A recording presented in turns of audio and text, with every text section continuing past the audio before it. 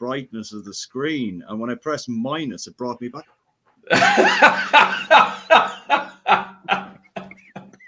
There's your 30 seconds covered, dickhead. Good evening. Start, it's a good start. Evening. Carl started off as he means to go on. A few technical difficulties. Skip punctuality. I mean, to be fair, there's always one of us here on time. It just varies which one of us it is. I think I've waffled for long enough for the opening bit. Run us an intro, Gilly, and we'll get into this shit show. Oh, bollocks. Hi, this is Don Matteo, and you are listening to the Orta Know Better podcast. Let's do this.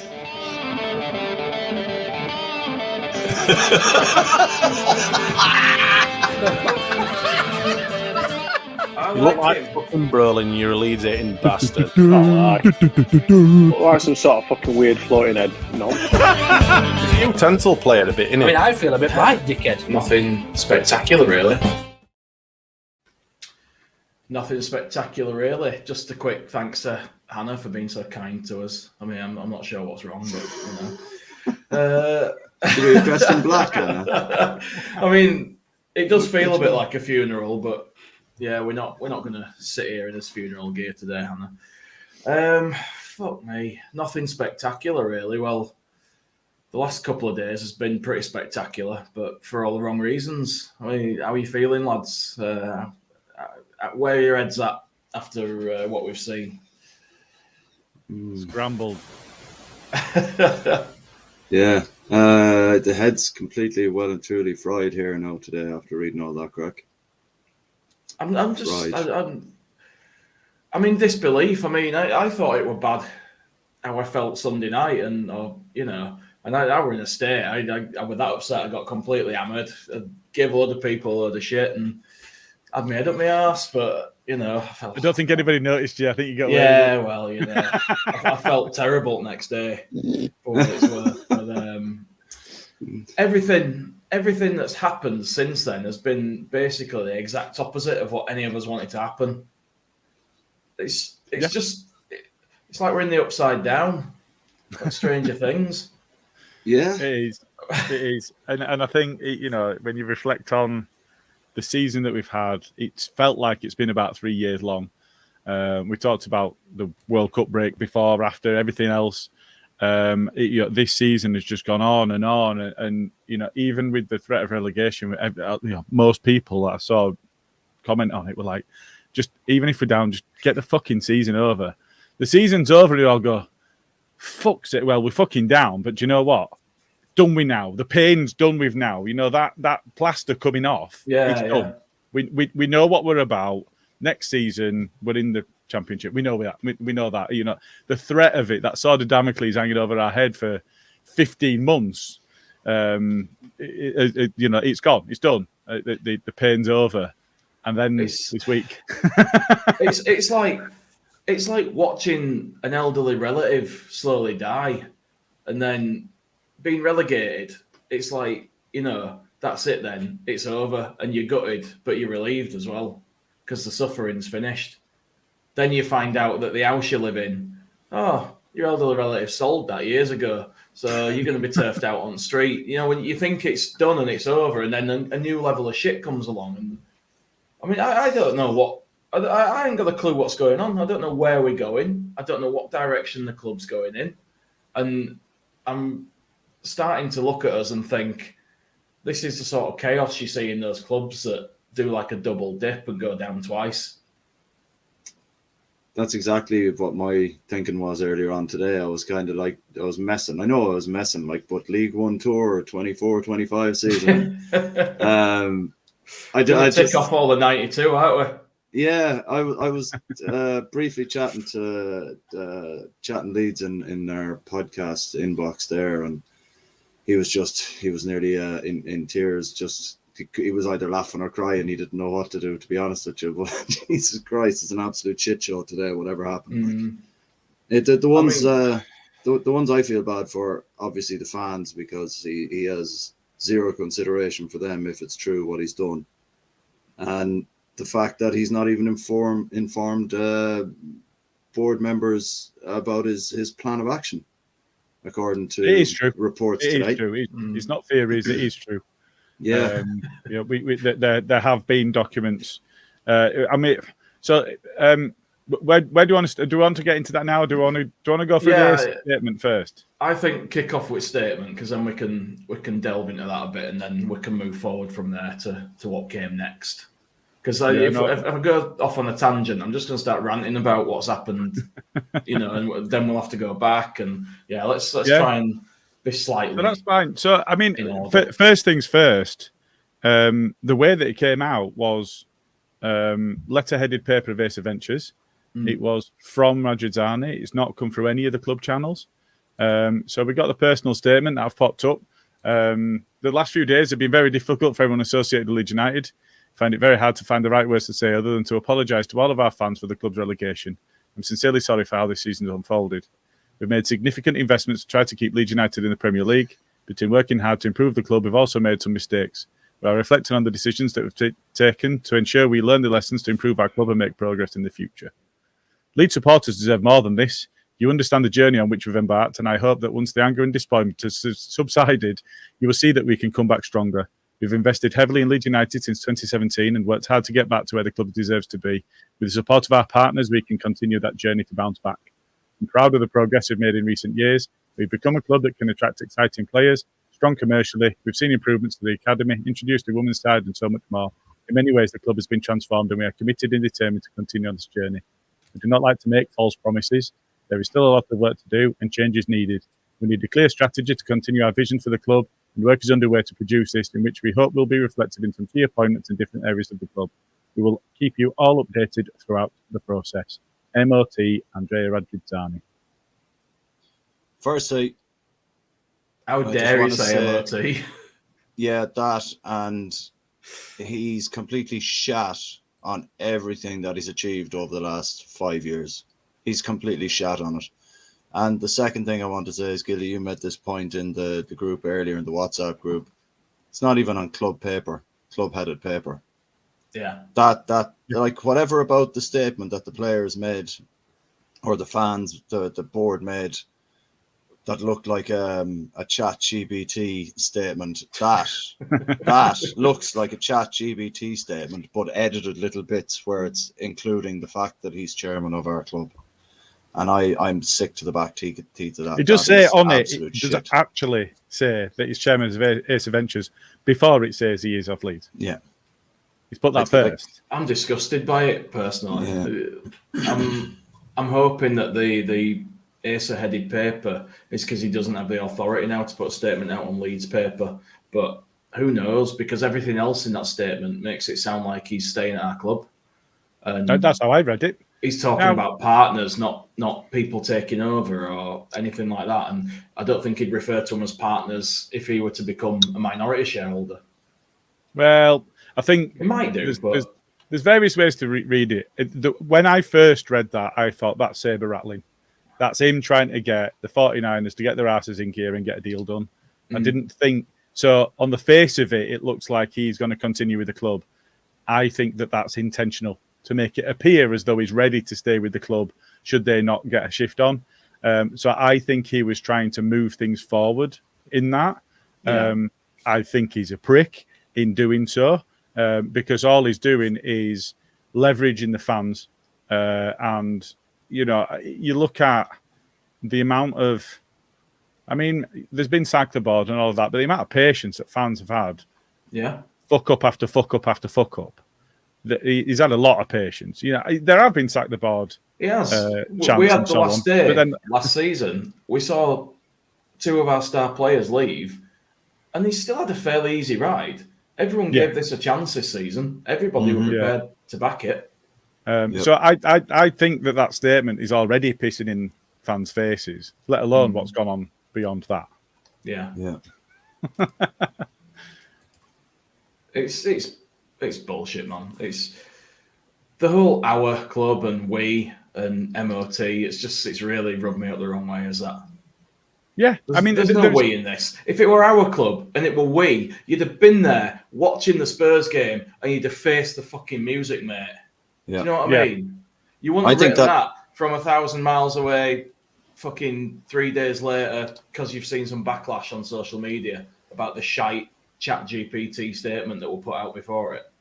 I think him not being there, I don't think he has a choice now but to leave, because he's not going to be welcome back there at the start of next season.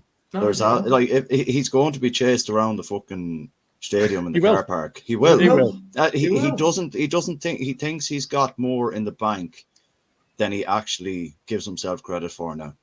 He thinks I think he'll pick up from social media now that he doesn't. I think. But I think that statement read like that. Yeah, no, yeah, and like I say, I think there was some saber rattling there to try and get things moving forward, rather than reading between the lines. On the face of it, it's very much we are going to take this forward. I think that was machinations to try and push forward something to happen. 49ers going, well, hang on a minute. I thought we were doing this, but they've not done it fast enough. Ultimately, we don't really know. We don't know what goes behind closed doors. I'd be very, very interested. I'd love to be a fly on the wall at the next board meeting. I mean, after the other stuff that we're going to talk about soon, the fact that Angus knew nothing about any of it and he's not been telling anybody what he's doing, and he's just gone rogue, basically. He's just doing his own thing. Yeah. He's gone full Chileno. I think. Yeah, and talking about the anger being subsiding. Well, that's not a way to ensure that the anger subsides over time, is it? The way to ensure that, from a fan's perspective, anger and disappointment starts to fade over time or subside over time is very much to sort out the shit going on the board, appoint a director of football, appoint a manager, and start recruiting the players that we need, and allow us to see the players that are not going to be around for the next season. That's how you ensure that our anger starts to dissipate, is to do your fucking job. Not release bullshit statements, just do your job. If we saw positive things being done and the club are getting a director of football, they're getting a manager in, they're starting to look at players and we're hearing things, then you're thinking, all right, well, he's a bit of a knob for gambling like he has, but at least he's trying to sort of move forward and get on with it straight away. He's not fucking around. He's not leaving us languishing with no direction like a rudderless ship. But that's exactly what's happened. I'm just going to grab this comment from Skip because it kind of leads into this as well. With all this uncertainty lying within the club, any potential player or manager would think twice about coming here to Leeds. Absolutely. And he's there on his statement saying, we can attract exciting players. What, like Mark Rocker and Weston McKennie? Just before we go on to other bits and leave the statement, do you think, obviously we know the statement should have read differently, but what you've just said, I feel should have been what a statement is, regardless of whether we all want him to go, because let's be honest, I'd say about 95% of the fan base want him gone now after that shit show. Even if he was going, he should have just basically said what you said, Gilly. Look, our heads are down. We're trying to pick him up. We're looking at the players. We're talking to them this week. Director of football, we're interviewing for people now this week and next week to say that, like, he didn't give any relevant information to appease fans in that statement. All he did was try and blow smoke up our arses and hope that it would fan the flames for a couple of weeks. Yeah. But the fact that he's put out that statement a week after, but only days after he's been approved for the bloody Sampdoria deal. You know, that to me, that's not how you do it. Like, he should have been online on Sunday, straight after the game, had a statement ready. This is what we're doing. Here's the process. Here's what we're going to do. But there was nothing. There's not even like anything like that that's in that statement at the moment. To me, is just lost words.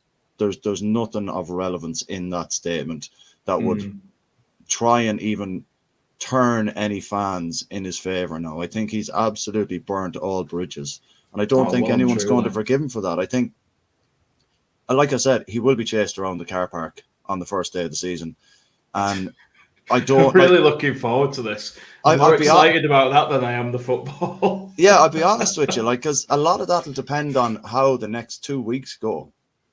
Because if the next 2 weeks don't go how we expect them to go, he's in a lot of trouble, and he may lose the 49ers as an investor if he carries on like this. Because, Like they have the money to kind of go, right, we can write off that debt.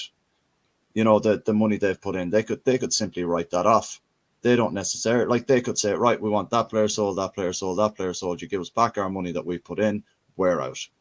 And that's how simple possible. it could be for them to leave. And I don't think he realizes that because he's playing a stupid game. Exactly.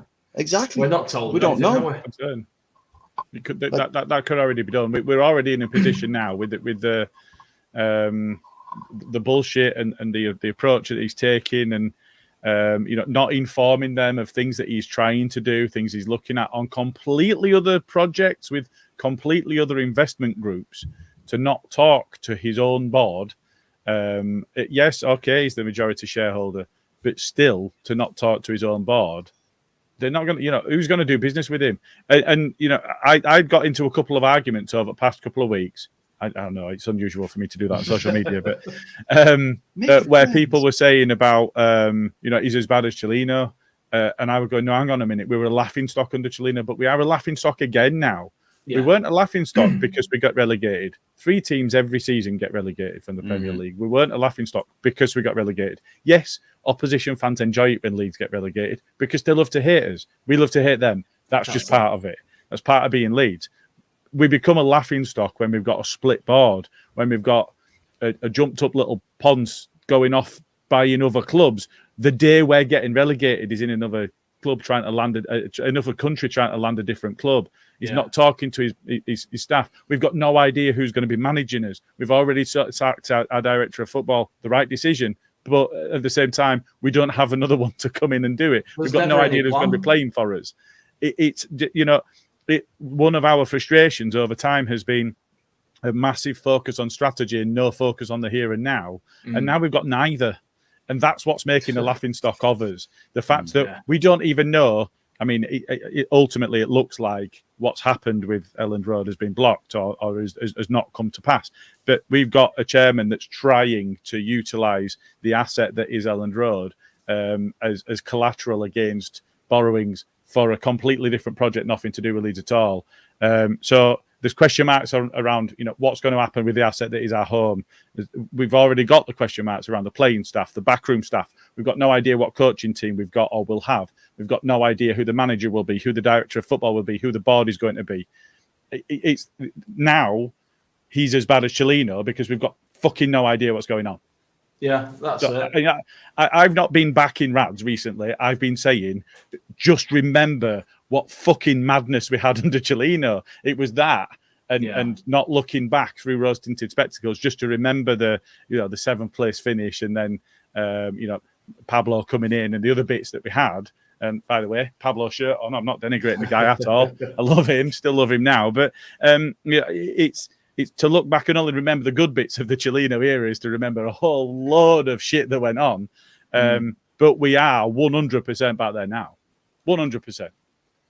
Yeah, I think you're right. And it's gone from all this big talk about Europe in a few years and expanding the stadium and all this kind of shit. Relegation's impossible. And now here we are. And now it's just like, it's like shaking a jar of bees and they all go berserk. Do you know what I mean? And then being surprised that they got mad. Yeah, when you let them out and they're angry. Yeah, yeah. It's just bizarre for a guy who, like you said this earlier, for a guy who's a PR guy, he's fucking awful at it. He's useless. He's absolutely literally useless. He went to university and got himself a degree in public relations. Yeah. Where's it gone? When is he going to put that into practice? Because I haven't seen it for however long he's been here. He's been absolutely shocking.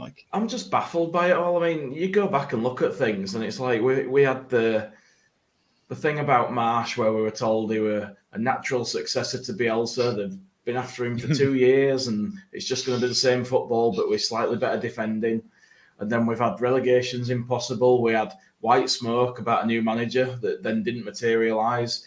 We've had him tweeting people. We've had him saying stuff like our new signing is Adam Forshaw. It's just, for someone who's meant to be a PR guru, he seems to get it wrong every single time. Every single time. I've never known a person put their foot in it more who's meant to be in that field. Yeah. Yeah. Yeah, he like to say that he owns a television company and he owns a media company and he owns this and he owns that. Like, is it any wonder how he's managed to keep hold of all these companies with the shit he's actually stirring at Leeds at the moment? Because if his running of Leeds at the moment is anything to go by, I can't see many of his companies lasting too much longer if that's the crack, because he hasn't a fucking clue now. And I was a big supporter of Rads for a long time. Like, I thought he was doing great stuff, but then he was at one point. The sacking of Bielsa was the turning point for me, and then giving Marsh the job after the summer, was the end of it for me, really. Like, it was only a matter of time before he absolutely put his foot in it and decided to do what he's doing. Like, he must look back at the sacking of Bielsa as the beginning of the end now. Well, like, if he doesn't, and he doesn't realise that was what was his biggest downfall, because people can say what they want. No manager was getting any points really out of the teams that Bielsa played 4 games before his sacking. Granted, the results and the final scores were absolutely shocking, but I've had people tell me that Bielsa wouldn't have got more points than Marsh did towards the end. I find that kind of delusion very much in line with how Rads is running the club. But that is something that's intangible. Like, we'll never actually know. Yeah, it could be argued that it was the right move to sack Bielsa when they did. It could be argued, but it was the wrong move to replace him with Jesse Marsh. We'll never know on that one, but bringing Jesse Marsh in was the start of our downfall, big time, for me. I don't think sacking Bielsa was worth it, to be fair. No, and that's that's fair enough. It's an opinions thing. We'll never know on that one. You know, it's just that's true.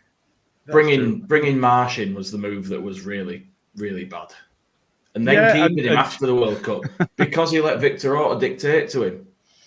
Yeah, like, the man is a weasel. He has no backbone. He's a snake. He can't be honest with us, and he can't stand up for his own ideals in his own boardroom. Just shows weak leadership. It shows weak leadership, and he talked about leadership on the pitch and the players and that in previous kind of statements or whatever he might have said. But he hasn't shown any leadership within the club for at least 2 years now. Exactly, and I think he knows that he's not up to running a football club. Hence, why he gave all that power to the people around him. Yeah, I think. There's a lot more to the Orta thing than I feel we're being told. No, I'm sure he'll write a book one day. Yeah, well, they always do. I'm not sure it would even be told in the book, if I'm honest. But it's just a shit show now, and he needs to come out with a better statement than that, explaining what the hell he's doing. Have you been getting in the no knowledge off Dean on Twitter? Dean Carr, he does my tits in. I can't stand him. He does my tits in. He speaks as though he pontificates as though he knows the inner machinations of the club. That guy.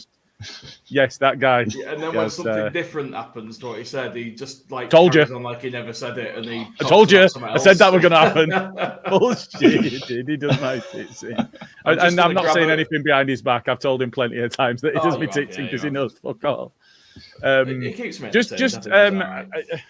we've mentioned Angus a couple of times there as well. I think the one statement that is a positive thing that's been released from the club and that I think had Angus's name at the bottom is at least redundancies and pay issue so on with the staff at Elland Road and the staff at Thorpe Arch. They've been told they're all right. Now, there's question marks around that now because we've got no idea who's going to own the club and they might see it differently.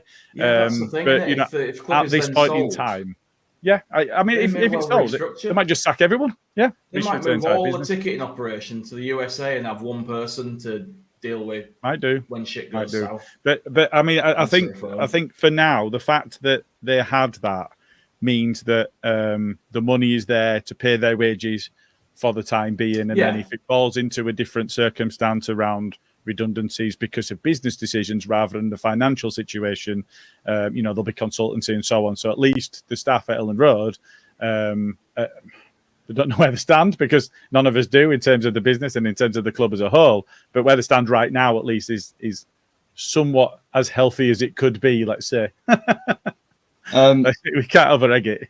Yeah, Skip makes a comment here. 49ers very quiet during this. Do you think are they assessing the situation behind the scenes before they decide to release a statement, or do you think are they going to say it in the law, lads? They could be subject to an NDA for all we know, Carl. Here's the especially thing: if the deal is going through. I think. I mean, this is just an opinion piece. This is not fact. I don't know any of this. This is a suspicion that I have, and it is not an accusation in any way. And if the businesses are subject to an NDA, I'm not saying they've broken it in any way, but I would not be surprised if the Athletic found out about this through the 49ers channels. Oh, yeah. Absolutely. I think that's where the story broke from.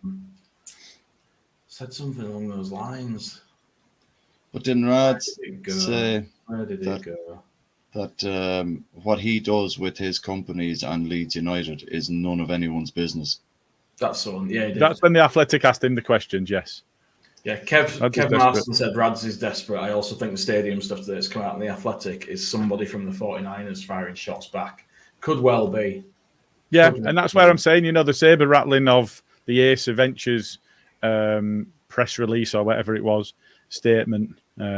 Everybody's making statements at the moment, aren't they? It could well be a response to that of, well, we already knew that you'd done this, but you didn't tell us that you'd done this. So now everybody's going to know, and let's see how your popularity goes. Yeah. I mean, if it goes really sour between the two of them, they could try to force him out. But at the same time, that's going to end up with us where nobody will front up for any transfers. Nobody will back anybody else when a decision needs to be made. It's the last thing we need. It really is. And we're going straight. Yeah, it is. If we end up with that. It is. I think the one thing I think that we all said, we all shared that we wanted was all of this business to be done quickly and to be sorted quickly, because you look at Leicester struggled the same we did because of their split board. A lack of clear direction in where they were going.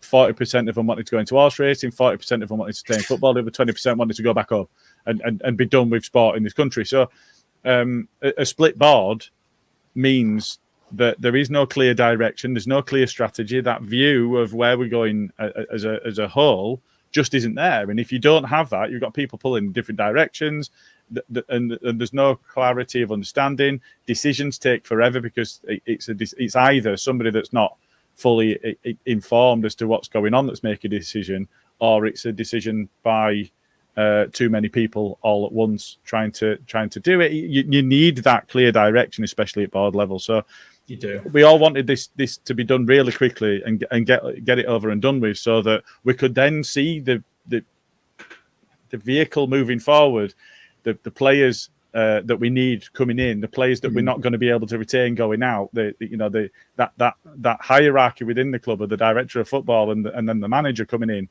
We need a manager that's going to unify whatever playing staff it is going into the start of the season. But we also need somebody that's going to unify the fans, somebody that we can get behind, somebody that we're looking at. There's been lots of talk about all sorts of different people, and we've got literally no idea who it's going to be because we don't even know who's going to be making the decisions. But if you've got a Corberan, there'll be a lot of people get behind of him because not only has he had moderate, but some success in the division that we're going to be in, but it's a heart back to the Bielsa days, and so it'll have a lot of goodwill with the fans. If you've got a Rodgers, if you've got a Potter, they've had success in the English game. If you've got an Iriola, it's another one that people have looked at. He plays exciting football. He's done well. He's brought clubs up into the top flight. All right, it's in Spain, but so there are coaches around that have been linked with us that a lot of people will get behind. What we can't end up with is the same situation we had before, where you're at 10th, 11th, 12th choice, and we're all going, "What the fuck is going on here?" That's what we need to get beyond, and that's one of the main sources of frustration for me, right up until this news broke this afternoon. Well, my worry on the manager thing before we get to that is, with all this turmoil, why would a Brendan Rodgers risk being associated with that? It's likely it'll be another shit show of a season, and. Why would someone up and coming like Corberan risk derailing his career for that? And then the people you're looking at are people like Steve Evans, that kind of level of person. People So that with never thought they'd Corberan- get a chance to manage Yeah, a club we- like Leeds who will jump at it regardless of the situation. I Anyone think who's got somewhere else to go is going to go somewhere else. with Corberan, you've got the chances because West Brom are in even deeper shit than us. It's a real bad situation And that that's they're in. I've excellent, interacted with a couple of West Brom fans over the past few days, and they're really in the mire, and they're so. And he's got a buyout clause in his contract that's rumored to be £2 million. And we'd really be able to flash the cash. If you want to go get him, we're going to be able to afford to get him and make him, if we need to, make him one of the higher paid coaches in the division. I'm not certain that he's at that level, but we would be able to do it if we're desperate to bring him in. Yeah. So with Corberan, it would be a move away from a nightmare that he's already in. Yes, okay, it would be into out of the frying pan into the fire, but at the same time, if he can come in with all of the goodwill that he kind of does have from the Bielsa days already, and the fact that you can look at his time with the Dog Botherers and you can look at his time with West Brom, he has achieved. West Brom were in the relegation positions and he took them to just about playoffs. Huddersfield Town he took into the playoffs. I think they lost in the final. So he's had a modicum of success at that level. But you cannot see Rodgers or Potter taking a bet and a gamble, because it is a bet and a gamble for them to step down a level. Potter he's spoken before about liking his projects, and we definitely are a project. But until you get clarity in the boardroom, there is no way you get any of them. The sort of project we are right now is like one of those cars I've got outside that's been in bits for years. It's a project, but it's not going anywhere. I just want to touch on a comment here from Kev Marston. No decent coach manager will sign until we have an idea of who is running the show. We are back to the dark days of PE teachers. I was just going to make a point just before that. I feel we have 8 to 10 days to sort this out, or we are screwed. If things are like, if we don't have a manager in, a director of football, or the board shit sorted out in the next 8 to 10 days, we're screwed. You're meant to be doing all this like screwed. now. We have 9 weeks left to kick off. 9 weeks left till the season kicks off. If we don't have those 3 things sorted out in 8 to 10 days, we are foobar. And we're already missing out. We are missing out right now because players that are becoming available this summer are signing for clubs now. Yeah, exactly. Those negotiations are ongoing right now. So we're already behind the curve. We've seen what's his face that were on loan at Everton from Wolves. $4.5 million is available for. All right, he won't get in the side towards the end, but we're in the Championship. Anyway, I can't remember his name. He played for England. His name's just gone into the sea. What position? Cody. Cody. Connor Cody. $4.5 million. But we talked about him before. But if we have to keep Koch, and if we end up managing somehow to keep hold of Verba, and if we can't move Llorente on, and Cooper's going to still be there, and Strokes, if we keep all of these players, then you can't really look at a centre-back like that, because he's going to want to play week in, week out, and you're spending actual money on it. But if we don't keep hold of Verba, and somebody mad comes in and gives us £15 million for Koch, and somebody gives us the same for Llorente, and they go, all of a sudden, right, okay, we've got a bit of money to spend. We need to bring some players in. But until you're in a position where you understand who's staying and who's going, you can't do any of that. Exactly. And you can't do any of that until you've got a manager in place who decides who he wants to keep and who he wants to leave. And you can't do any of that until the director of football's around to have those contract conversations. And you can't do any of that until you know who the board is. And that's the thing. Like, that's why I think 8 to 10 days is literally the limit. That might be a bit too long. You don't even know what your transfer budget is without knowing who's going. I know what you said. Yeah, it might be too long, but that's the cutoff point. Like, that literally 8 to 10 days for me. If like that's a cutoff point. If we don't know by then everything is still up in the air in board level, and no one's playing off the same hymn sheet. And I think Rads is going to have to suck on serious lemons, because he's going to have to admit what he's done is wrong. And for him to do that after not admitting that or owning up to the fact that it was a hasty decision to sack Bielsa because they had no one else available but Marsh, he needs to front up to that as well. Yeah. I think every decision He's already made. thrown Orta under the bus for that, hasn't he? Yeah, he has, but he's the chairman. Oh, yeah. He should I come agree out. with you. The book stops with him. If he has any bollocks on him at all, he owns up to all of that and then says, right, clean slate, let's get this sorted. But that has to happen. He's a politician. He come out and he should have said, I got this wrong massively, and I'm sorry for that, gent. I'm sincerely sorry. I've learned a lot of lessons, and I'm going to work hard to take this club forward and get it back where it belongs. If he'd just said something like that, do you know what I mean? Yeah. I thought that at the time. It sucks so much. But if he'd just come out and held his hands up and said, I'm sorry, I fucked up. But I don't think he has the backbone for it. He doesn't have the backbone. But how much more? Politicians don't do that. Yeah, but I agree. But politicians don't do that because that further down the line, somebody can then interview him and go, well, you got that wrong and that wrong and that wrong. And we can say that that's a fact because you apologised for it here. Whereas if he just ignores it, just this big elephant in the room that's in the corner that he completely has fucked up, but completely never actually accepts the fact that that's his fuck up. Yeah. And it's him that's dropped the baby. If he never accepts that publicly, he can always deny it in the future. He's a politician. That's exactly what it is. Yeah, it's never a straight answer. Thomas Kleemer says we'll end up with Stevie fucking G. That's what I'm afraid of. So what'll happen is Stevie G will come in and we'll sign Ryan Kent and Morales. Hey. No, I mean there are people on Twitter saying that he'd do well. I was having none of that. I fell for that one. I mean, if it were bait, it's done really well, but he did stick to it. Clive T's just asked us a question while we're on it, guys. Did any of you lads want Bielsa sacked? No. I'm still a Bielsa widow. So I still wanted to stick with him. And I said, I mean, hindsight's a wonderful thing. I said it, but I wish I'd not been right about it. I said I'd rather have been relegated with him and come back up with him and stand by him. Now, if you stay up this time and there's all sorts of investments and players move on and you bring in a good coach instead of Marsh and all of those other caveats and big ifs, then maybe you'd have been better off surviving by whatever means necessary. I don't think any of us wanted him sacked. No, I didn't want him sacked, but I was sort of borderline.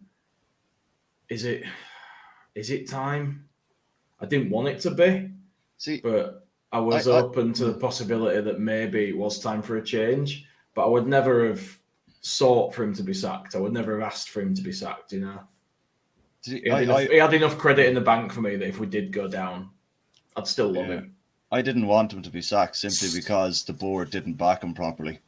And I wanted the board to understand that you cannot skate through on a fucking wing and a prayer in the Premier League. And I was just chatting to a couple of my mates there at the weekend after the game or before the game. And I was saying to them, I was like, if you back Bielsa with the players he actually wanted, we don't struggle the way we struggled. Now, as soon as Bielsa got sacked, this flood of players started coming in. Flood of players, right? After they'd thrown him under the bus and said he didn't want players. Yeah, but he always said he wanted better than what we had. Yeah. What we brought in was not better than what we had. So who's to say that the players they were supplying him with were these exact same players? And he was looking at them going, he turned Harrington they're down. Not good enough. That's one that's been picked up since the fact. One of them that he was offered was Harrington, and he said, I don't want him. And then we paid, £24 million for him? Yeah. So and that turned out to not be good enough. Anyway? Is that when we bid for him anyway, but Bielsa didn't want him? Yeah. He turned it down. He said he didn't want him. I think the only other thing is, I think timeline ends up being vague. You know, I'm becoming an old man now, but the timeline. So the timeline is difficult. I can't remember if it had been made clear that it was unlikely that Bielsa were going to stay on beyond the end of the season anyway. I think it might have, but I'm not 100% sure. They might have said that after that. I think they felt it was unlikely, not that they'd been told. I think. No, I thought it was that Orta had already made the case that Marsh was coming in the summer anyway, is my point. All they did was bring up the timeline. Behind Bielsa's back, Yes. Oh yeah, absolutely. Yeah. I think and because that's the kind of men we're dealing with. Well, yeah. Now, I think it's right for a club to be as prepared as it can be in case he's not around anymore, because he only ever did that one season thing, and we would have all criticised them for not being ready if he decided he wasn't going to be around anymore. But, like we did when we sacked Marsh and had nothing lined up. Yeah, exactly.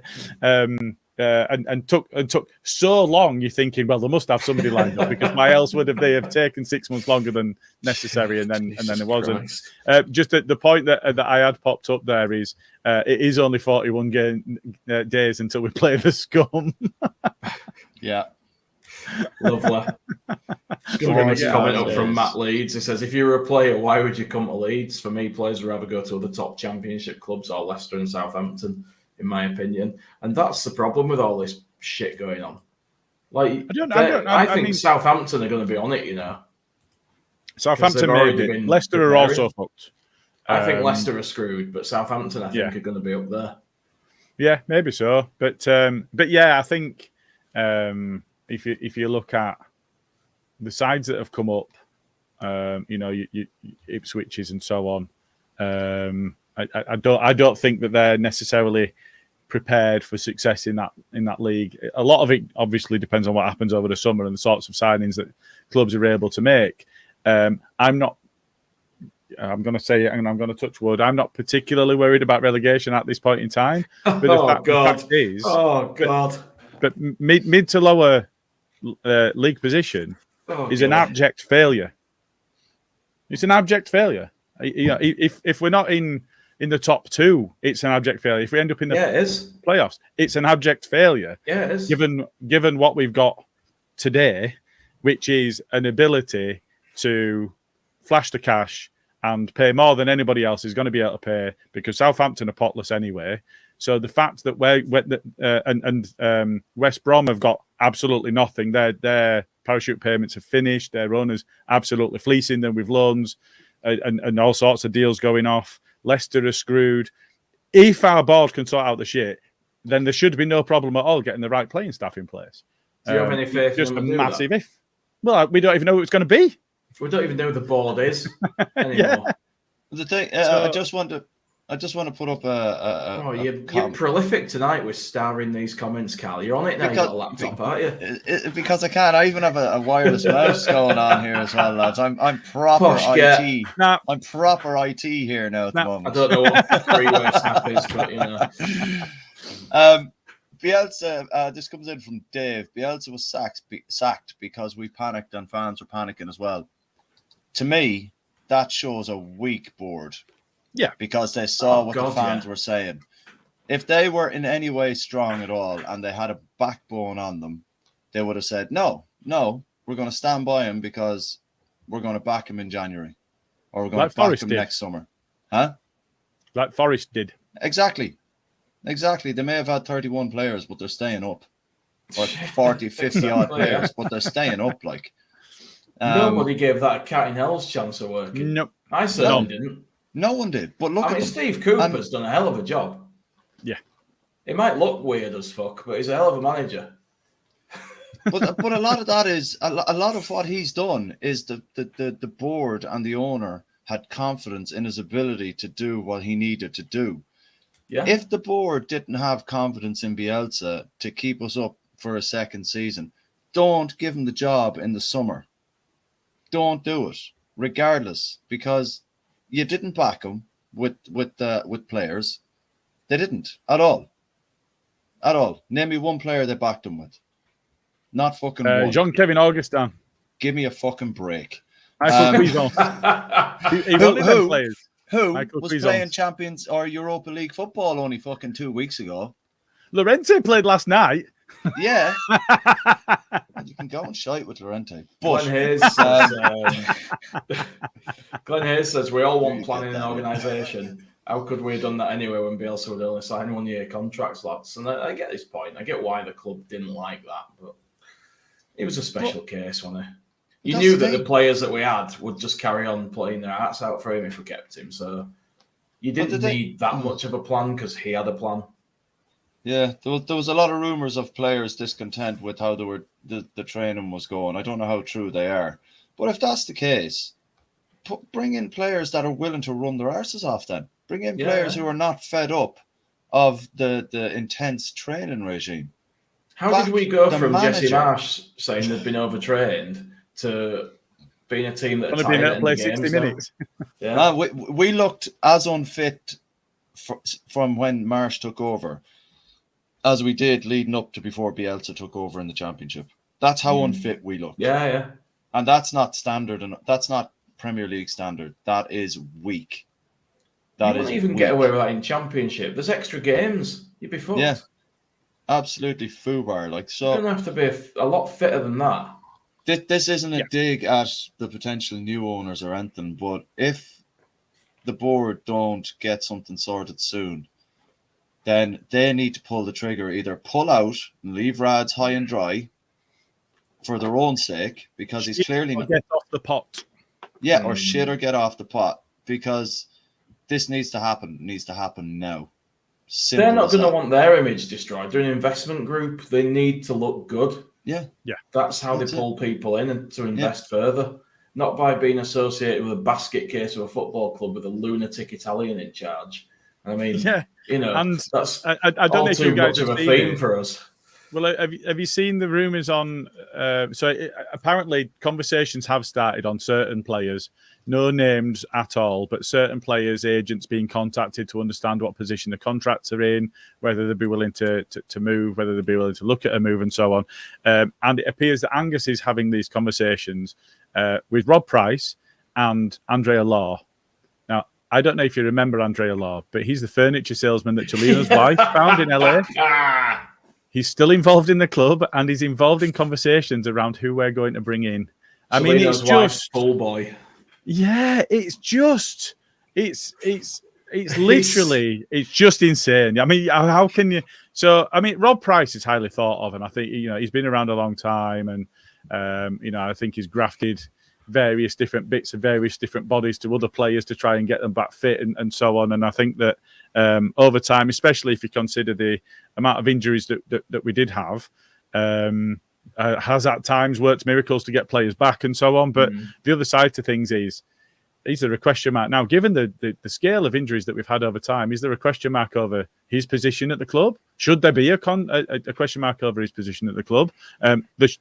Andrea Law should never have been brought into the club at all. Effectively, my understanding of it is that he was just brought in as Chilino's spy. And he went and did kick-ups on the training pitch and then told him what were going on with the first team and whatever else. And Angus, who's, I mean, I don't need to tell anybody about my thoughts on Angus. He's just the future of our club resting with them while Rads is off shopping for another club. He's just, and the 49ers are just sat on their heels doing very little. This is the perception of us as fans. That's just it's all insane. There's no other way to say it. It's crackers. It's absolutely crackers. But even you, Gilly, must feel slightly sorry for Angus with the way he's been kind of shit on from above. I mean, he's a Tory. It's difficult. I mean, there's only so much sympathy, but there must be some. Yeah.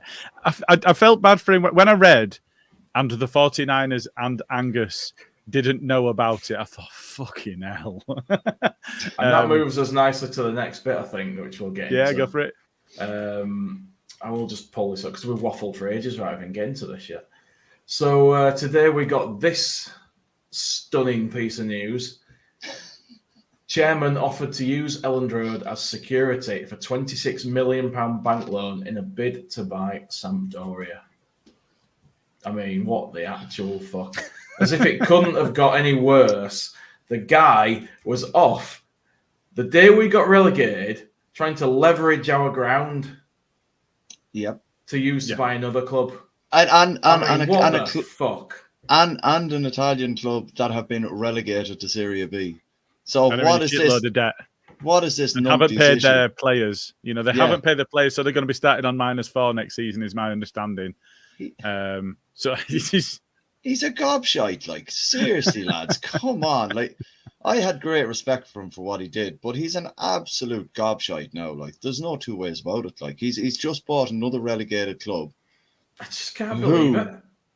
who won't make him as much money as we would if we get promoted again, because the money is different in Serie A. It's not going to make him the same money. Why would you do it? Like, I don't I genuinely He wants don't to go be the hero. I don't He like does. He's got a like the hero White Riding on Knight. his white horse. Yeah, the White Knight. He's got a hero complex. He wants to go in. He wants to be the hero. But he's not. He's not going to be the hero for them unless he sells us and he can concentrate on them, because he's going to be flittering between the two. Unless he sells us, like. Yeah, I mean the rumors are that QSI are involved in that takeover as well, which is really strange, because if you're scrabbling around, I mean, all right, we're talking a lot of money here, but if you're scrabbling around for a pittance of £26 million, now that seems really strange for me to say when that's a shitload of money. But when you're QSI, that is nothing. That's down the back of the sofa sort of money. Yeah. That's legitimately just a drop in the ocean. So if you're involved in that deal, I mean, for a start, you don't even need Rads. You can do that deal without him. What do you need him for? So it's all just really, really strange. And then it transpires, and this has been freely available on Company's House since December, January time. And, you know, I'll openly say I didn't know this, but then it transpires that the 49ers are invested in actual Elland Road, not just in Leeds as a club. So via two vehicles, they have invested. So under the 49ers Enterprises company on Company's House, they've got 22 of 100 shares, and a company that it would seem is headed up by Parag has another 7%. So you know there are. It's even more gobsmacking that he's gone off to try and leverage an asset against a takeover of an alternate club when he's not even the sole owner of that asset. Yeah. It's just even more insane. It's crackers. But you know, how can you walk in somewhere and offer something that's not yours? But the thing is, right, he knows that if he'd mentioned it to the 49ers and Angus, they'd have told him absolutely fucking not. Of course they would. Any sensible business person would have said, "Are you kidding me? I own a portion of that ground. You can't just leverage my percentage on a club that I have no interest in at all." Like the 49ers want the ground with the club. Yeah, but if the 49ers now were in any situation at all, they'd go, right, here's a little bit over what we should have paid you in the championship. Now just fuck off. Yeah. Honestly, like. Hannah says he gets his suits from Max and Spencer Kids section. Jeremy says Bonnie Tyler's holding out for a hero. Rad should go see her. I love our viewers. I do. won't be the same without these guys. Absolutely not. But yeah, that takes us on to the next bit of this here. There's a comment from I think it was Mark, and he's saying Luster put an application so Rads can't use the R, haven't they? So this goes down to it's an asset of community value thing. Yeah. So bloody hell, that's a bit small on there, but never mind. But it got the club did something with Lust where they stay behind your box. I don't want to see your laughing face. Bloody hellfire.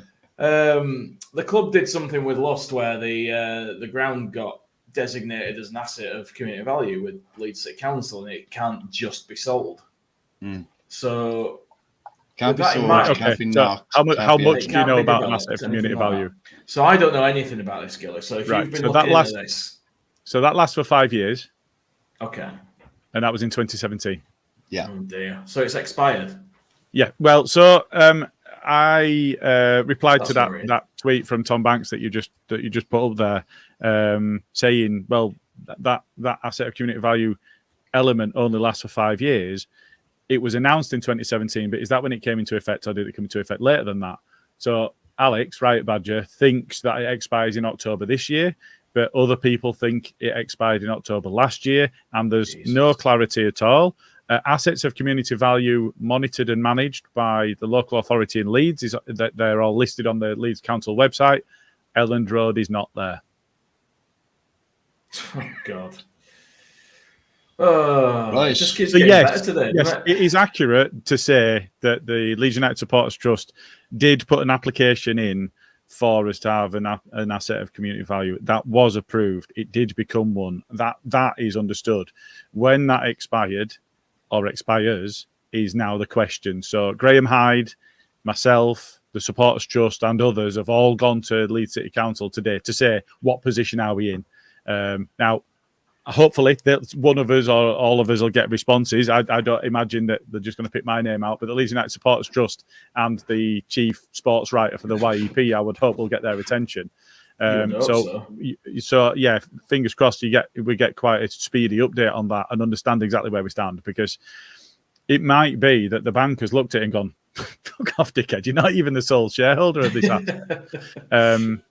Just as part of their due diligence for ensuring that their loan is on solid ground, it might not be anything to do with the ACV. So it will be interesting what Leeds City Council do. So there are 3 different elements that can happen as part of a threat to an asset of community value, and one of those is a compulsory purchase by the local authority. So if it is seen that the stadium is under threat, Leeds City Council can force through a purchase of the property and it becomes council property, if it is still a valid asset of community value. Okay. But that's if it's not expired. That's what I mean. It Christ. was one. It might be one now. Oh God. This is a new worry that I didn't need tonight, Gilly. Thanks for this. Sorry, guys. I mean, really we like to be as accurate as we can. Well, to be fair, Gilly, you've given us more information there than we've got off so far. So, that is true, I'll be honest with you, I'd rather hear that, Jay, than not hear anything off the small show. That's true, yeah. It's better to know it's coming than to be surprised. Yeah. But what a mess. What a mess. What a day. What a day. Yeah. What a mess, though. And he puts out this statement about we and us and our club while continuing to burn us and to shit on us. Yeah. It's contradictory with his actions. Nothing that he's done that I've seen has been putting us first or trying to take us forward. Not a single thing. He is a businessman. But while ever our desires and his desires were aligned, that works. His desire was to get the club into the Premier League so he could line his own pockets. Great. That's what we all want. So, you know what? That's fantastic. Now we're in this position where actually he's unwelcome in Leeds, the city, let alone Elland Road. Yeah. He's going to get pelters wherever he goes now. Anytime anybody that's related to our club ever sees him anywhere in the world is going to get some stick. There's 2 ways that I see for him to go. Either he confront all of that up and just ride it out and see if he can get over it. As you said, just come out, apologise, say, look, I've got all of this wrong. Or he can just disappear and stay gone. There's no in between, really. I don't think he can just ignore it and still stick around. I don't think that, even the YEP and Graham have said, look, get gone. You need to get gone. And they've gone to the 49ers and said, you need to make this move happen. There's lots of statements being put out, and they've put their own out this evening to say that. And I think that's a move I didn't see coming, but the YEP have been really forward about, look, this is the club. This club is the fans, and fans are the club. So you need to get this fucking sorted, because this isn't yours. You might own it, but it's not your identity like it is the way of the fans. And I really appreciate the YEP doing that.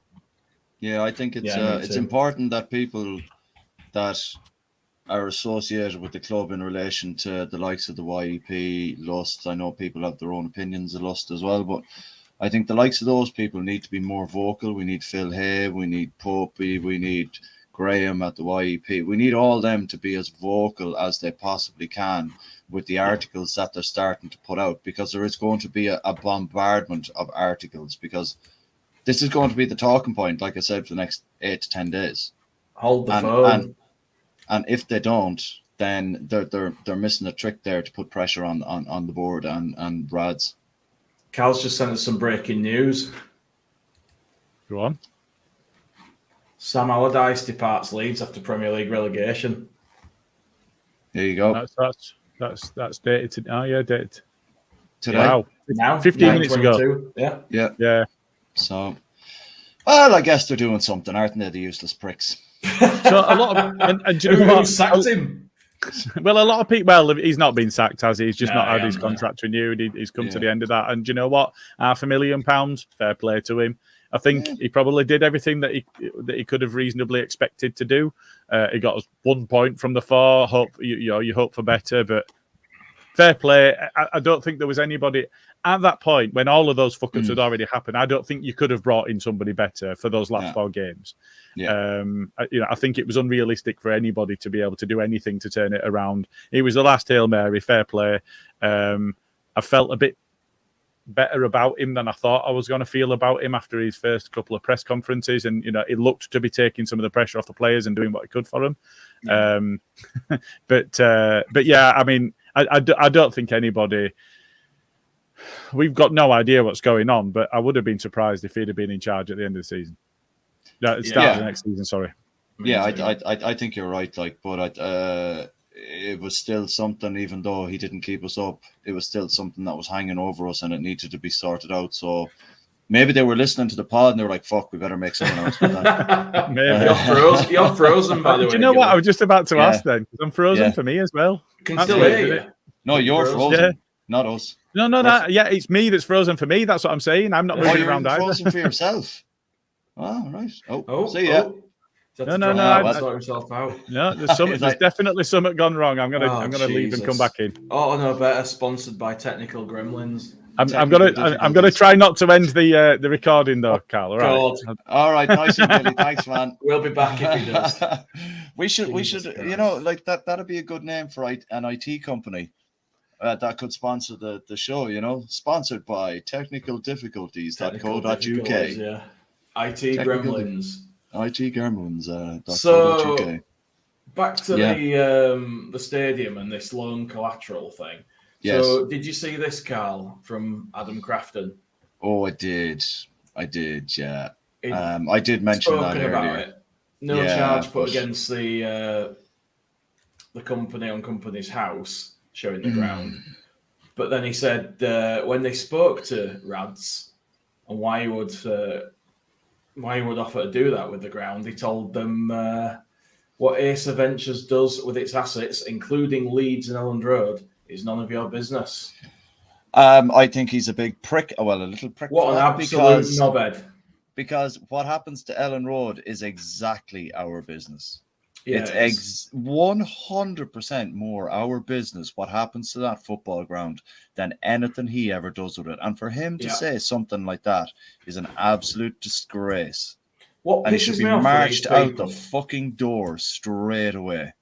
100% agree. What pisses me off for these people is they don't understand that buying a football club is not like buying a normal business. It comes with a set of responsibilities, and you never own a football club. You just preside over it. Do you know what I mean? You can't take the club away from the fans. It doesn't matter how much money you've paid for it or what you've done.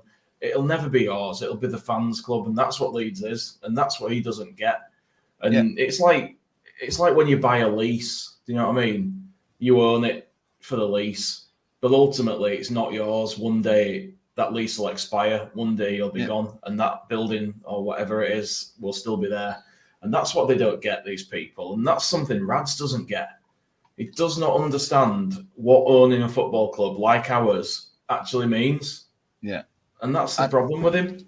And that's kind of, I just want to make a quick point now. I'm not going to try and deviate or anything from what we're talking about. But that just puts the way German football clubs are run into the spotlight now, because because it's obviously a 51% stake that fans own in their club. They always own a majority stake in their club in Germany.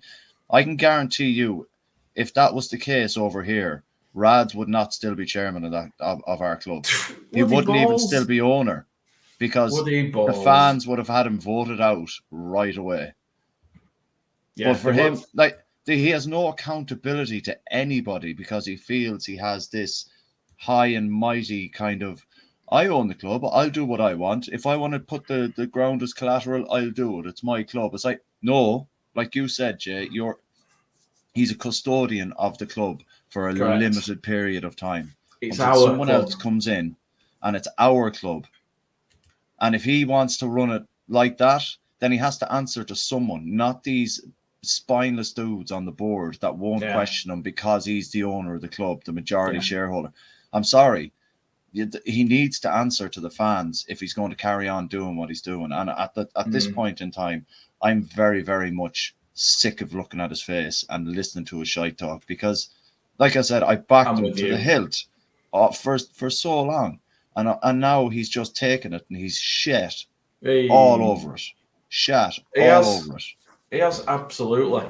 I don't know if you heard any of that, Gilly. I was just saying, when you own a football club, it's not like owning another business. It comes with a set of responsibilities that Rads doesn't understand. And I was just saying, it's akin to like buying a lease. You never really own what it is. Yeah. It's just yours while your lease is there. You don't own a club. It belongs to us. You know, you're a custodian. No, I know, absolutely. No, I didn't. My laptop, a hardware issue somewhere. Even when I closed everything down, it thought something was still using the camera and microphone. So turn it off and on again. Yeah. Old faithful. Love that IT thing. Yeah, boy. But no, you're absolutely right. You know, he's got the privilege of overseeing our club for a short time. Yeah. That's it. It's not his. He's a privileged position he's in. He's paid to be in charge of it for a while. Yeah, I was just saying to Jay there while you were gone off, I won't repeat too much, but it gives a whole new kind of outlook on how German football clubs are run, where the fans own 51% of it. If Rads had done that, we'd have voted him out today. If we'd have found that out today, he'd have been gone. Sell up and fuck off. But he thinks he has this liberty that he can just do what he wants because he's like we don't know what's going on in the background at the moment, but that board don't seem to necessarily have the backbone to challenge him because, he's the owner and he's this and he's that. Bollocks. He's messing around with your investment. Sort it out. Yeah. Sort it out. If you don't want to lose money, which you are going to lose money over hand and fist now, that's on ye. Grow a backbone, sit the little prick down and tell him what he can and can't do. It's as simple as that. That's apparently you're arousing people while you're getting angry. I'm what? Arousing people while you're getting angry. Jammy. Oh, shite, not Jammy again.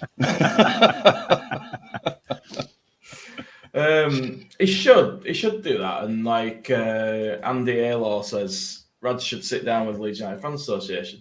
Well, yeah, the trust, he should sit down with them and speak to them. He won't, because as you say, he doesn't have a backbone. And he knows that he's certainly not going to get an easy ride off those guys if he sits with them. He's the ultimate keyboard warrior for a chairman. He is. Ultimate keyboard warrior. He is. He's somebody that tweets like it's going out of fashion when stuff's going well. Yeah. And when he's getting credit and it's coming his way and he's like, oh, look what I've done. Look how wonderful this is. You're welcome. Yeah. You know, give me a like. Give me a like. I've never... He came across as very narcissistic today in his comments because he tried coming across as the victim in all this. Yeah. Oh, yeah. And to be perfectly honest with you, if he's showing that now, and if I was in the 49ers position, I'd fuck off and leave him high and dry if he's acting like that now at the moment. I don't know what comments you've shared. I just as I were dropping off, I showed you. I think you popped up the one that I'd circled, that comment of his. Oh yeah, the Adam Crafton one.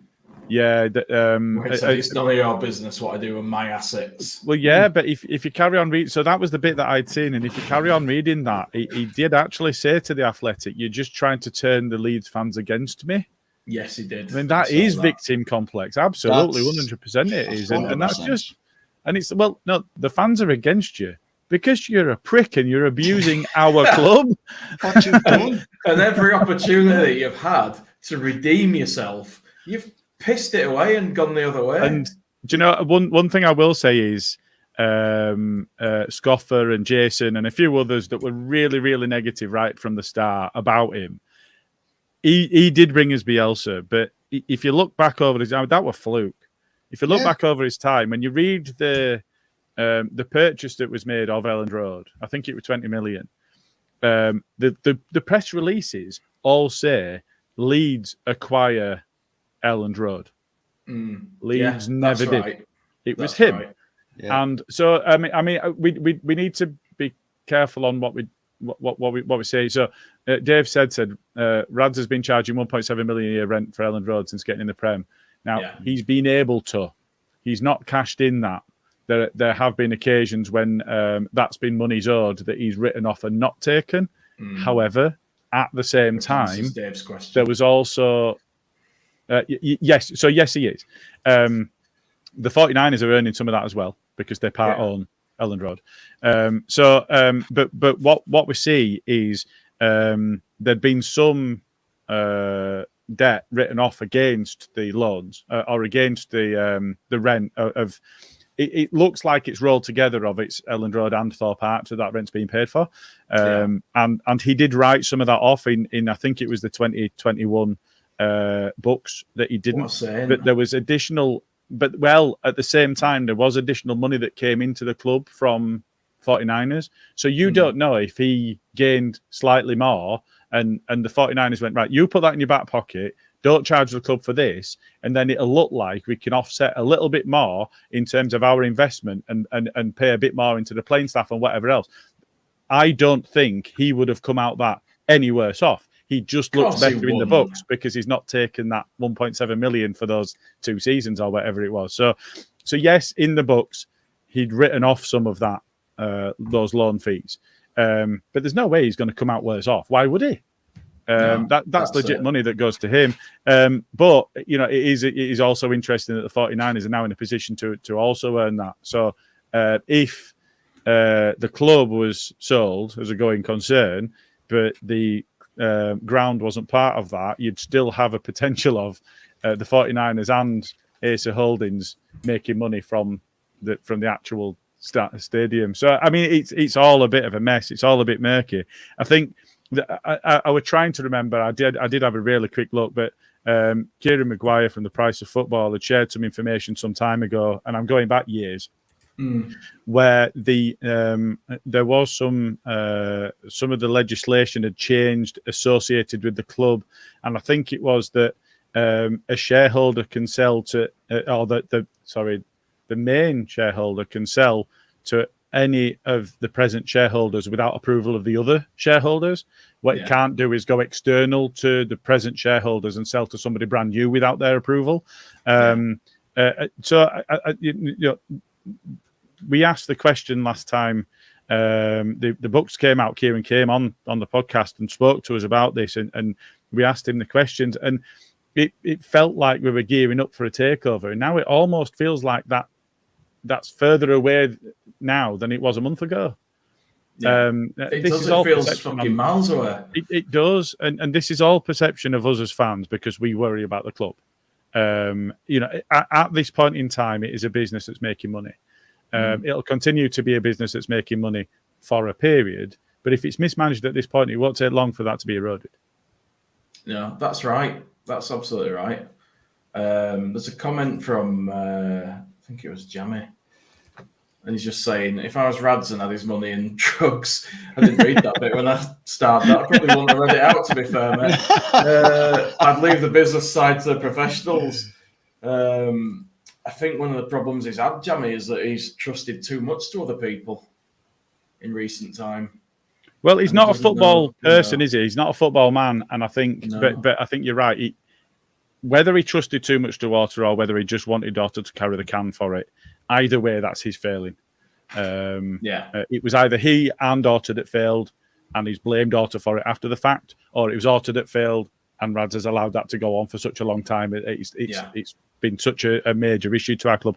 Either way, as the head honcho, he's the person that's in the hot seat. I'm afraid it's your name. I think it was Karl that said I think it was Karl that said before the book stops at him. There's no getting away from it. It's all his failing. So. We've gone on for a while, and I think Joe might be on at 10. I don't want to overlap, so I'll start wrapping us up in a sec. I'm just going to pull this one up about the ground thing. Parag Marate and Angus Kinnear first heard of Andrea Radrazani's Elland Road scheme last night. Dumbfounded, flawed, blindsided. They were amazed he could even propose it without them. I mean, Fucking hellfire. That's Bates Cellino days to a T, isn't it? That's exactly how they would have been behaving. Yeah, 100%. I mean, it's just the whole thing's bonkers, and the guy has shown that he will look after himself when the chips are down. For me, number one, our club is not his main concern. Not now anymore. And, He's got Southampton. And Southampton. Or Sampdoria even. It's another Karl special. You proper threw me then. I was like, hey. I nearly wore a Gilly jersey as well. But yeah, it's not his priority anymore, and everything's up in the air, and everything that we wanted sorted. You know, it's a million miles from being sorted, and we're nowhere near where I wanted to go. We're not in the position we should have been in. And I remember Joe on his show saying he wanted to hear a statement the day after relegation saying this is what's happening. And that's what should have happened. That's what should have happened. We did get a statement. We got that chat GBT one. No, that's not a statement. That's a bullshit algorithm. I see one of you starred a comment there from Bully. Do you want to pull it up? Yeah, he's mentioned you in it there. Before you go, can we talk about the bullshit that came from the people connected to the club about blaming Bielsa for everything? We might touch on it quickly, just because obviously Jay mentioned Joe's coming on in about 6 or 7 minutes, so we don't want to overlap there. I think at the end of the day, people know they fucked up with Bielsa, in my opinion. They know they fucked up sacking him. And for them to sit there and talk like it was the best move for the club, it baffles me a little bit. Like they were looking out for us. Yeah. If you were looking out for us, you would have backed them properly in January. So for me, those people talking bullshit about Bielsa that are connected to the club, I'm sorry. That for me, you need to get it. It needs to be ironed out. They fucked up, and they know they fucked up, in my opinion, and that's exactly why they tried throwing everyone else under the bus, along with Bielsa here and there. So, yeah, absolutely agree with that. You can't offer him shit and then kick off and sell him out in the press and say, "Oh well, he didn't want any players. It's his fault that the squad's so thin." Not when you're offering him absolute shite that he knew wouldn't cut it. See, I think. Sorry, Gilly. Go on. I'm just going to say, and lest we forget, he'd said that the playing staff that he had were going to be unable to maintain the levels that he was driving them at beyond 3 years. And that was the point at which it all started coming off the rails, was that 3-year period. So if they'd listened to him, if they'd taken that seriously, if at the point of promotion, we to be fair, that first season we did spend some cash. But if they'd have taken that seriously and continued investing where it was needed, and taking that seriously, I think was it Adams that we brought in, and the previous central midfielder that we'd bought before him was Adam Forshaw, and it was something like 6 years between buying central midfielders, and then we wonder. It were 8 windows on it. It's something like 8 windows. 4 it must have been longer than that. No, but maybe. But yeah, I mean, it's absolutely crazy to think that looking back that they can ever think, what we're going to do is going to make Bielsa the fall guy, and that we're all just going to swallow that. It's just not going to happen. No, and especially now. It's never been accepted, has it, by the fan base? And it's always, I don't think so. There's been a divide and an issue since that happened. Yes, because of the way it happened and the way they went about it and the way they threw him under the bus. And the way that when they were talking about the way that Rads went into detail, it was abhorrent. It made me feel a bit sick when he was talking about how devastated Marcelo was when he told him, because he didn't know it was coming. If you're in a position where you're managing somebody and you're managing their performance and their performance is not good enough, you tell them their performance is not good enough, and you manage it across a period, giving them opportunity to turn it around and address the concerns that you've got as a manager. And then you go, well, you've not addressed those concerns, so I'm going to have to let you go. And then somebody knows, right, okay, well, I'm in a position where that's not happened. It's like, but he didn't. He had no idea it were coming. How did they not say the same fucking thing to Marsh? I mean, like before the World Cup, I was like, "You're saying that now," and I'm sitting there going, "Why didn't they say that to Marsh?" I just want to grab this comment from Danny Wright just before we go. More than half all Leeds fans were calling for Bielsa to go and slam him. I'm not having that. Sacking him soon. No, I'm not sure I'm it not was sure more than half, but No. I think a lot of the people who did want a change probably would have changed their minds had they known what that change was going to be. Yeah, I think that would have been significant if people knew it was going to be Marsh and they understood the style of football and where he was. I think they'd have gone, you know what? Don't sack Bielsa. I believe Let him have it till the end of the season.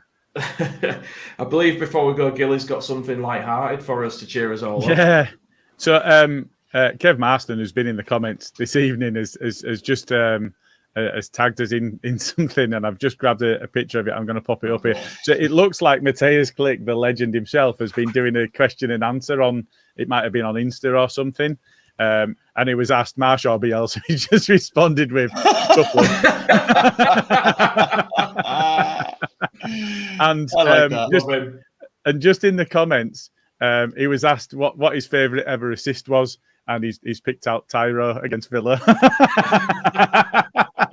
I mean, he's just acing. He's bringing back for me. Such a twat, bring him back. Yeah, I love him. Give him Chief whatever he Shithouse wants. is still Chief Shithouse.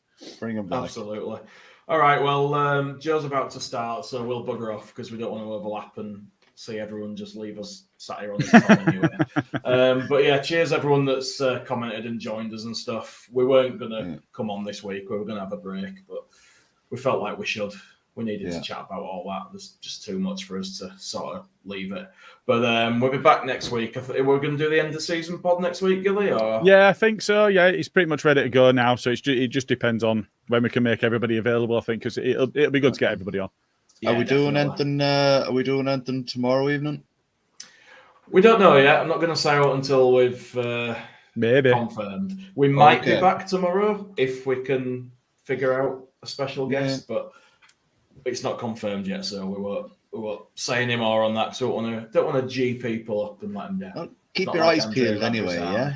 That's the one. Keep your eyes peeled. There is going to be a bit more content coming out. We've got a big interview coming up, and we've got some stuff coming out around the Leeds United Foundation, the charity works and stuff, and some of the fundraising we've done. So, yeah, keep your eyes peeled. There's plenty more coming. We'll do our very best to keep you guys going this summer. Yeah. All right. Cheers, all. See you soon.